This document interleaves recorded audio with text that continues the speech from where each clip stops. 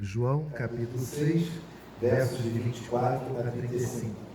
Quando, pois, viu a multidão que Jesus não estava ali, nem os seus discípulos, tomaram os barcos e partiram para Cafarnaum à sua procura.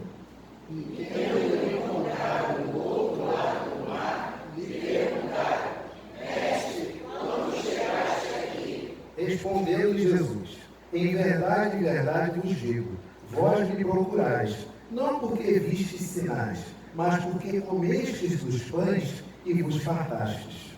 Trabalhai não pela comida que perece, mas pela que subsiste para a vida eterna, a qual o Filho do Homem vos dará, porque Deus Pai o confirmou com seu selo. Dirigiam-se, pois, a ele, perguntando: que faremos para realizar as obras de Deus? Respondeu-lhe Jesus: a obra de Deus é esta, que creiais naquele que por ele foi enviado. Então lhe disseram eles: que sinal fazes para que o vejamos e cremos em ti? Quais são os teus feitos? Nossos pais comeram o maná no deserto, como está escrito: deu-lhes a comer pão do céu. Replicou-lhe Jesus: em verdade vos digo, não foi Moisés quem vos deu o pão do céu. O verdadeiro pão do céu é meu Pai quem vos dá.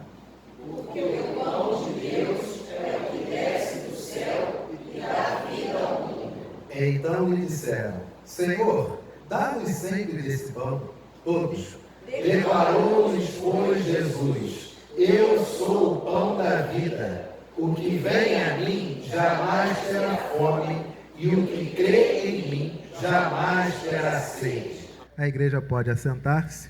Esse texto é um texto onde nós vemos claramente várias características que Jesus apresenta que os presbíteros devem ter e, graças a Deus, nessa igreja tem. Observem esse texto e vamos ao seu contexto. O que aconteceu nesse momento aqui, gente? Verso 24. Quando, pois, viu a multidão que Jesus não estava ali, nem os seus discípulos, tomaram os barcos e partiram para Cafarnaum à sua procura. Essa multidão veio de onde, gente? O que tinha acabado de acontecer? A multiplicação a primeira multiplicação dos pães e dos peixes. Essa é a multidão que Jesus alimenta, não é isso? Perfeito. Agora, vejam que esse texto, queridos, é um texto que em um primeiro momento, a gente fazendo uma leitura en passant, ele fala de uma coisa, mas quando nós adentramos o texto, nós vemos tantas camadas impressionantes. Os discípulos eram nacionalistas, não queriam proximidade e nem que Jesus desse atenção a estrangeiros. Se lembram lá em Marcos 6, 36, 37, 52? Já é avançada a hora, mestre, despede esse povo. Manda embora essa gentinha. E aí Jesus diz, mas eles precisam comer. Filipe até um que diz, agora a gente vai ter que se virar em denário para poder alimentar essa multidão, manda embora. Pobre é assim, quando tem fome quer comida. E aí Jesus diz, e de ver quanta comida tem? E eles voltam rindo, aqui ó, só 5 pães e 2 peixes, é para mandar embora mesmo. E Jesus trata aquela multidão como Deus tratou o povo no deserto, fazendo sentar em grupos de 50 e em grupos de 100. Alimenta aquele povo multiplicando aqueles pães e peixes, e quando termina a multiplicação sobram 12 cestos. Cada discípulo, quantos discípulos eram, gente? Cada discípulo tem que carregar o quê? Duvidaram? Ainda carrega o peso porque sobrou. E essa multiplicação não ficou boa para os discípulos, e Jesus também não se agradou do comportamento deles, porque em Marcos diz que Jesus manda os discípulos ir embora e ele, de forma raríssima, fica sozinho com a multidão e se despede da multidão e vai ao monte sozinho para orar. Todas as vezes que Jesus tem muito contato com as pessoas, que as pessoas o abraçam, se engalfinham com ele, ele é ovacionado, Jesus sempre vai para o monte orar e passa a noite toda orando, como se estivesse aterrando, descarregando, se retirando de todas aquelas falsas impressões e perigos que os elogios trazem para o crescimento de uma vaidade. Ele sobe ao monte, passa a noite e a madrugada orando. Quando chama os discípulos de manhã, é o mesmo Jesus de sempre. E aí, só que tem um porém. Em Marcos ainda diz que os discípulos estavam no barco, de madrugada vem uma tempestade, Jesus anda por sobre as águas, manda as ondas se acalmarem, e Marcos é claro em registrar que os discípulos não reconheceram que aquela pessoa que estava andando por sobre as águas era Jesus. Por que eles não reconheceram? Porque o rosto de Jesus estava diferente? A roupa era outra? Não. Marcos registra porque os corações estavam endurecidos pelo milagre da multiplicação dos pães. Em outras palavras, nós não conhecemos aquele que quer alimentar quem não é judeu, que dá prioridade a um povo que não tem nem raça nem etnia. O Senhor é o Messias, veio para nós. E o que está fazendo com eles? Quando Jesus anda por sobre as águas, o coração está tão endurecido que turva até a vista. Nesse contexto, aí vem o nosso texto. Olha o que diz, começando o verso de número 24. Quando, pois, viu a multidão que Jesus não estava ali, nem os seus discípulos, tomaram os barcos e partiram para Cafarnaum à sua procura. Esses barcos vieram da onde, gente? Vocês sabem? Olha o que diz a palavra do Senhor, ainda em João, no verso de número 22. Leamos todos. No dia seguinte, a multidão que ficara do outro lado do mar, notou que ali não havia senão um pequeno barco, e que Jesus não embarcara nele com os seus discípulos, tendo estes partido sós. Entretanto, todos outros barquinhos chegaram perto do lugar onde, tendo o Senhor dado. Então vieram os barquinhos de Tiberíades. Guarda essa informação. Queridos, os discípulos nós já reconhecemos. Agora essa multidão é composta de quem, hein? Você quer saber quem compõe essa multidão aqui? São várias camadas de povo. Vai acompanhando a leitura. Verso de número 20, Verso de número 14. Olha o verso 14 de João 6, ainda na multiplicação. Vendo, pois, os homens o sinal que Jesus fizera, disseram: este é verdadeiramente o quê? Profeta que devia vir ao mundo. Para alguns da multidão, Jesus multiplicou os pães, logo ele é um profeta. Segunda característica dessa multidão, verso de número 15. Sabendo, pois, Jesus que estavam para vir, com o intuito de arrebatá-lo para o proclamarem profeta, não é isso? Para o proclamarem o quê? Mas o que tem uma coisa a ver com outra, gente? Reconheceram que Jesus era, a conclusão que eles chegaram é que tinham que arrebatá-lo para tornar ele o quê? Você já viu multidão querendo proclamar Elias rei? Proclamar Eliseu rei? Proclamar Moisés rei? Mas no caso de Jesus, se ele é profeta, não chamaram de Messias, chamaram de profeta. Ele tem que ser o quê? Rei. Você vê que é nesse período helenístico que as pessoas, elas tabulam naquele que tem traços de espiritualidade a política. É profeta, logo tem que ser rei. De onde veio isso? Está aqui. Está aqui, ó. Reconheceram como profeta, então vamos torná-lo rei. Deus está falando com ele, então bota ele para mandar no estado. Está aqui. Quem mais compõe essa multidão? Se Jesus é um profeta e deve virar rei, ele deve ser rei, nem que seja, sabe o quê? Olha que diz o verso de número 15. Sabendo, pois, Jesus que estavam para vir com o intuito de... Para conversar com ele? Para dar uma ideia? Para dar um papo? Para ver se é isso mesmo? Não. Nós vamos arrebatá-lo para o proclamarem rei. E essa multidão que quer arrebatar Jesus, ela é tão significativa que o próprio Jesus faz? Retirou-se novamente, sozinho para onde? Toda a multidão que quer insuflar nele algo que nada tem a ver com a sua missão, ele sai e vai para o monte como se fosse para descarregar, para aterrar, para tirar dele toda e qualquer coisa que o tire da sua trajetória que o Pai determinou. É uma multidão que olha para Jesus e reconhece nele que ele é um profeta. Se ele é profeta, joga ele para tomar conta do Estado, ele tem que virar rei. E se ele é profeta e tem que virar rei, ele vai ser rei, nem que seja força. Essa é a multidão que compõe esse grupo. Para a multidão ainda tem outra característica, verso 25, que nós já lemos. E tendo encontrado, quando a multidão encontra Jesus do outro lado do mar, lhe perguntaram: mestre, quando o quê? Mestre, o senhor está bem? Mestre, o senhor já tomou café? Mestre, qual vai ser a lição da aula de hoje? Não.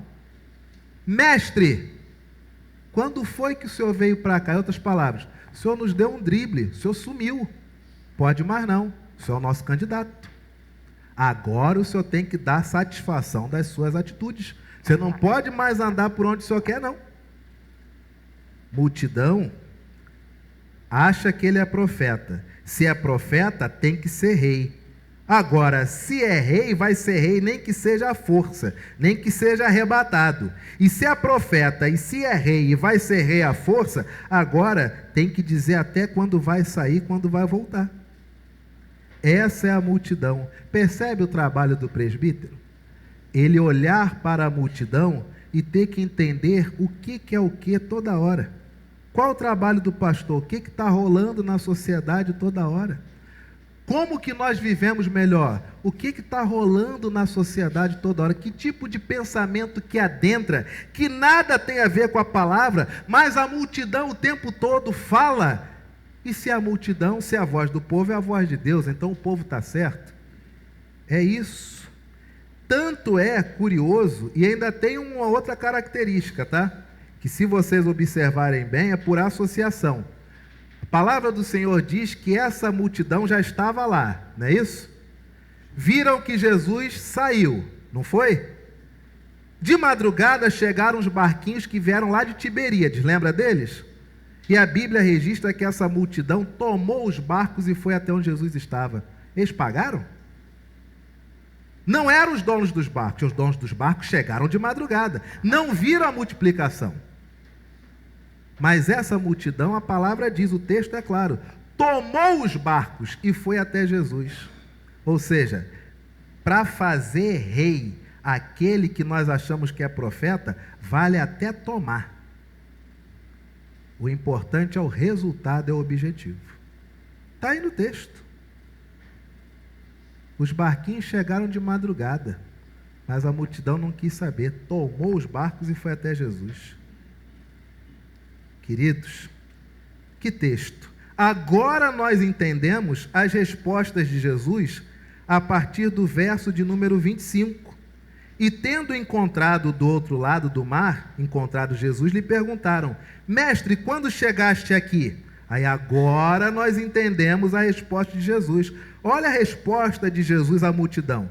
Respondeu-lhe Jesus, todos: em verdade vos digo, vós me procurais, não porque vistes, mas porque...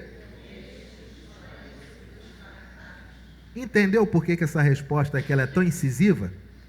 Porque em um primeiro momento, quem é o povo? É o povo que quer estar do lado de Jesus. Não. Quem é esse povo nesse momento da história? É o povo que acha que ele é profeta. Se é profeta, ele tem que botar ele como rei. Se ele vai ser rei, nem que seja a força. E se ele saiu daqui, pega o que tiver e vamos atrás dele. E chegando até ele, perguntam: como é que o senhor chegou aqui? Que história é essa de sair e não falar com a gente? Como é que é isso? Se nós já temos planos para o senhor, aí você entende. Porque Jesus olha para a multidão e diz o quê? Vocês estão aqui não por causa dos sinais, mas o objetivo de vocês é só encher o bucho. Vocês só estão aqui por aquilo que eu posso dar. Vocês não estão aqui por aquilo que eu sou. Olha o texto, está claro.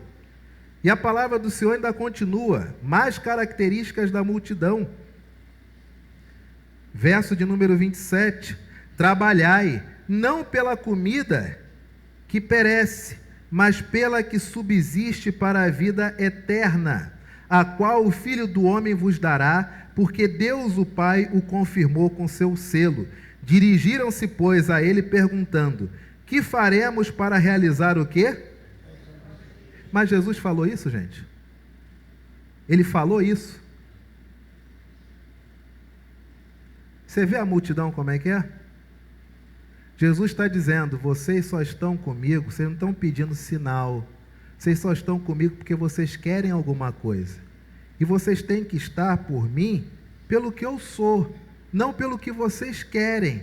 E qual é a resposta da multidão? Como é que a gente pode fazer as obras de Deus? Em outras palavras, já que o Senhor não quer mais andar conosco, passa para nós o poder que a gente mesmo faz. Está aqui, ó. Verso de número 29. Por isso que Jesus responde: a obra de Deus é esta, que creiais naquele que por ele foi o quê? Em outras palavras, a obra de Deus é reconhecer aquilo que eu sou, só. E o que eles respondem? Que sinais fazes para que o vejamos e creiamos em? Mas e a noite, o dia anterior? Eis o povo é esquecido, gente. Para o povo vale aquilo que está na hora.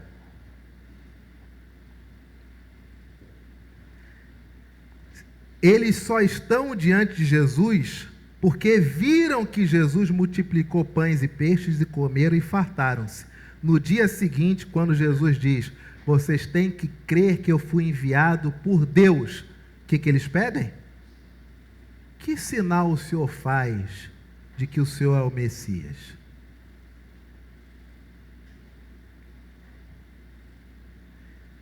Nossos pais comeram maná no deserto, como está escrito: deu-lhes a comer pão do céu. Em outras palavras, multiplicar aqui na civilização é fácil, mas os nossos pais comeram foi no deserto. Fica a dica, Jesus: se o Senhor fizer a mesma coisa no deserto, aí sim o Senhor é o Senhor. Você está vendo a belicosidade das pessoas? Trazendo o texto bíblico para confrontar o próprio Senhor Jesus. Resposta de Jesus. Agora entendemos a resposta de Jesus. Em verdade vos digo, não foi Moisés quem vos deu o pão do céu. O verdadeiro pão do céu é meu Pai quem vos dá.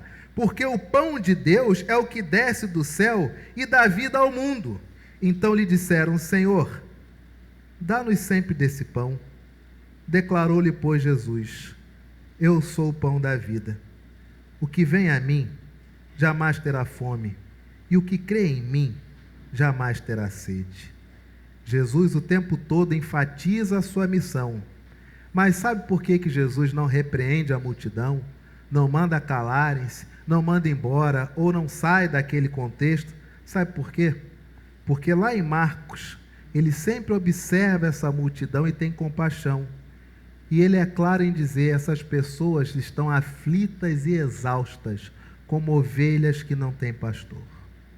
Na nossa vida, nós passamos por muitos momentos de aflição.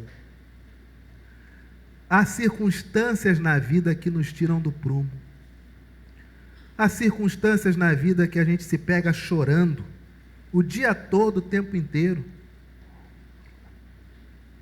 Há momentos na vida que a sensação de derrota é tão grande que tudo o que nós queremos é chegar em casa em um horário que não esteja ninguém e simplesmente ficar deitado, sem ser incomodado. Há momentos da vida que a aflição é assim. Há momentos da vida que a exaustão é tão grande que nós não temos força sequer para pensar em levantar da cama. Há momentos da vida que nos faltam forças até para comprar o alimento que já vem pronto. Há momentos da vida que nós achamos que acabou. Aí vem Jesus, que olha uma multidão aflita e exausta, que olha uma multidão completamente desviada em suas atitudes, tudo aquilo que Jesus faz, e Jesus olha para elas e diz: eu sou o pão da vida. Aquele que crê em mim jamais terá fome, jamais terá sede. Nesses momentos, queridos, de aflição e de exaustão, o que a palavra do Senhor nos ensina nessa manhã? Há circunstâncias da vida que só Jesus pode fazer, mas é Ele. E que errado é quando nós, até hoje, nos achegamos a Deus e pedimos, sabe o quê? Literalmente, um sinal. Senhor, se o Senhor me ama mesmo, abre as portas para mim. Senhor, se o Senhor está mesmo comigo, espera aí. Você é nova criatura. Você batizou-se. Você comunga dos elementos da ceia. Você é membro de uma igreja. E você chega para Deus e diz: se o Senhor é mesmo comigo, faz isso. O que você está pedindo? Um sinal. E o que você está esquecendo? Tudo que Ele já fez por você.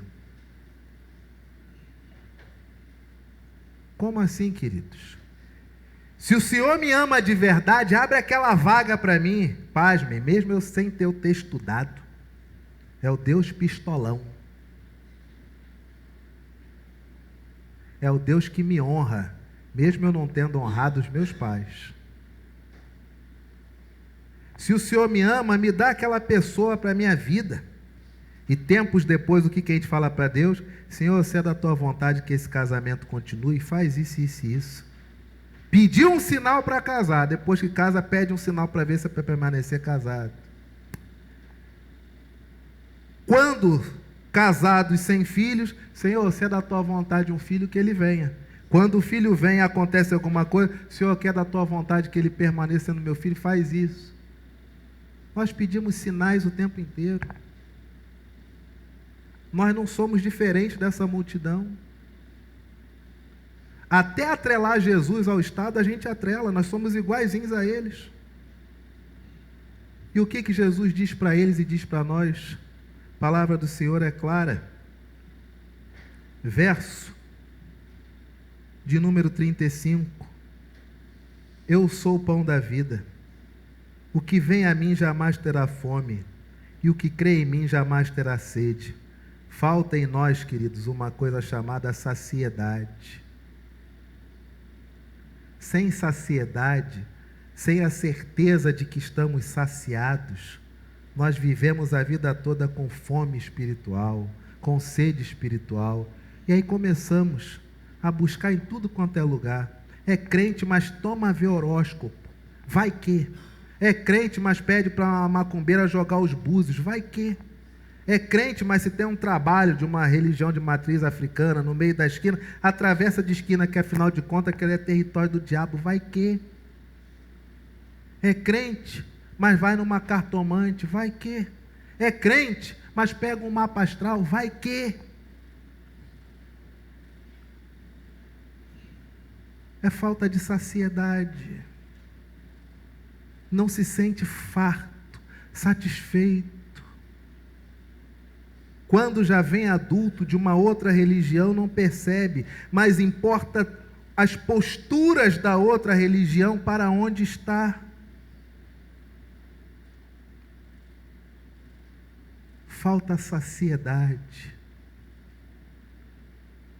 Falta aquele tempo onde a pessoa olha para o ambiente onde ela vive, as dificuldades que ela tem pela frente, ela olha para dentro de si e reconhece tudo que Jesus já fez na sua vida, ela olha para frente de novo e diz: voltar eu não posso, a vida só me faz levar adiante. Se o Senhor for comigo, tudo eu lhe engrandecerei e lhe separarei a sua parte, como diz Jabez na sua oração. Mas quem não se sente saciado, o tempo todo pede a Deus um sinal. Se é para eu arrumar trabalho hoje, Senhor, que saia o sol. Se é para eu participar da entrevista de emprego, que a internet não caia. Se cair é sinal de que não é isso. Olha isso, gente. Uma vida de crendices. E desculpem, tem muitas pessoas que alegam ser crentes, mas não passam de feiticeiros. São crentes, são membros de igreja até, em qualquer lugar do Brasil. Mas se por um acaso tiver uma informação oriunda de um satanista, vamos ouvir, hein?